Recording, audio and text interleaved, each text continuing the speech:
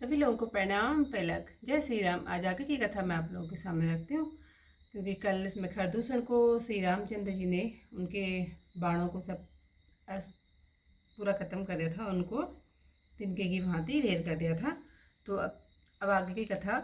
तब भयंकर बाण ऐसे चले मानो बहुत से सांप फुसकारते हुए जा रहे हों। फुफकारते हुए श्री रामचंद्र जी युद्ध में क्रोधित हुए और बहुत पैने बाण चलाए। बहुत तेज बाण देखकर वीर राक्षस लौट चले। तब तीनों भाई क्रोधित होकर बोले, जो रण से भाग कर जाएगा उसे हम अपने हाथों से मारेंगे। तब सब मन में मरना निश्चय करके लौट पड़े और अनेक प्रकार के हथियार सामने चलाने लगे। शत्रुओं को बहुत क्रोधित जानकर प्रभु रामचंद्र जी ने फिर धनुष बाण चढ़ाकर बहुत से बाण छोड़े, जिनसे विकट राक्षस कटने लगे। उनकी छाती, सिर, हाथ और पैर इधर उधर पृथ्वी पर गिरने लगे। बाण लगने पर भी वे चिल्लाते हैं, उनके पहाड़ के समान धड़ कट कर गिरते हैं। शरीर के 100 टुकड़े हो जाते हैं। वे माया करके सिर फिर उठ भागते हैं। आकाश में बहुत से भुजा तथा मुंड उड़ रहे हैं और बिना सिर के धड़ दौड़ रहे हैं। सियार कटकटाते हैं और भूत प्रेत पिचास अपना अपना खप्पर सजा रहे हैं। वेतालगण वीरों की खोपड़ियों पर ताल बजा रहे हैं। योगिनियां नाच रही हैं। रामचंद्र जी के पैने बाण राक्षसों की भुजाओं, छाती और सिरों को काट रहे हैं। राक्षसगण इधर उधर गिरकर फिर उठकर लड़ते और पकड़ो पकड़ो कहकर भयंकर शब्द कर रहे हैं।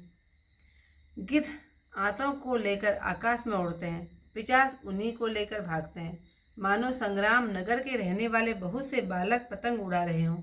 अनेक योद्धा मारे और पछाड़े गए। अनेक विदीर्ण हृदय पड़े हुए करा रहे हैं। फिर अपनी सेना को व्याकुल देखकर खरदूषण और तीसरा आदि योद्धा श्री राम जी की ओर फिरे।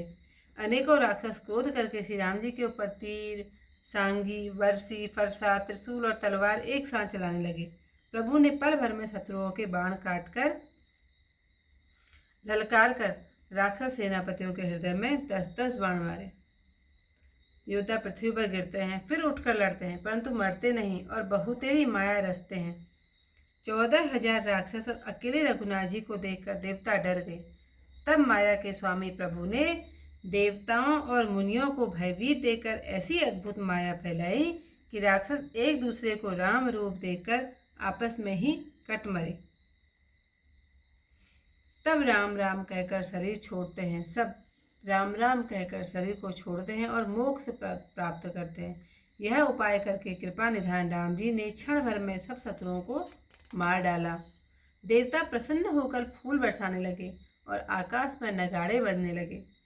फिर स्तुति करके अनेक विमानों में सुशोभित हुए चले गए। आज की कथा को करते हैं यहीं पर समाप्त। आज छंद ही छंद हैं, क्योंकि भगवान ने किस तरीके से राक्षसों का अंत किया था वो बताया है। तब चले बान कराल फुकरत जनो बहु ब्याल को पेउ समर श्री राम चले विसिक निशित निकाम अवलोकि खर तर तीर मुरि चले निशिचर वीर भय क्रुद्ध तिन्यु भाई जो भागीरन ते जाई दे तेहि बदव हम निज पानि फिरे मरन मन महुत्थानि आयुध अनेक प्रकार सन्मुख ते करहि प्रहार रिपु परम को पे जानि प्रभु धनुष सर संधानि छाड़े विपुल नाराज लगे कटन विकट विचास उरसीस भुज कर चरण जहाँ तहाँ लगे मही परन चिकरत लागत बान धर परत कुधर समान फटकटत तन सत खंड पुनि उठत करी पासंड नव उड़त बहुभुज मुंड बिनु मौलि धावत रुंड खग कंक काक श्रीकाल कट कट ही कठिन मद कराल कट कट ही जम्बुक भूत प्रेत पिचास खर पर संचही बेताल वीर कपाल तात ताल बजाई जोगिनी नंचही रघुवीर बान प्रचंड खंड ही भटन के उर भुज सिरा जहाँ तहाँ पर ही उठिल रही धर धरु कटहि करहि भयंकर गिरा अंतावरी गही उड़त गीत पिचास कर गही धावही संग्रामपुर वासी मनहु बहु बाल गुड़ी उड़ावही मारे पछारे उर्विदारे विपुल भट कहरत परे अवलोक निज दल विकल भटत सिरा दिखर दूषण फिरे सरशक्ति तोमर परसु शूल कृपान एक ही वारही करिको पसिरि रघुवीर पर अगणित निशाचर डारही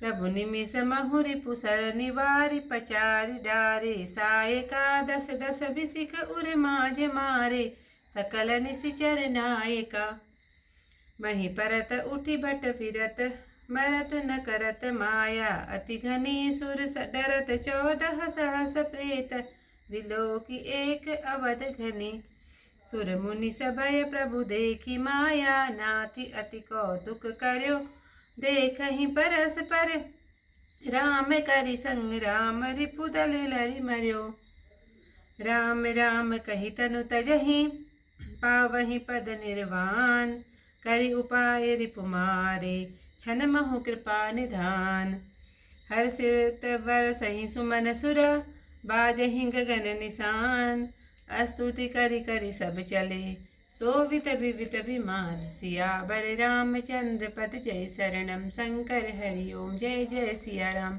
मंगल भवन अमंगल हारी उमा सहित जय जपत मुरारी। इति आज की कथा यहीं पर समाप्त। कल को इससे आगे कथा के साथ फिर मिलते हैं आप सभी लोगों से। तब तक के लिए सभी लोगों को प्रणाम। जय श्री राम।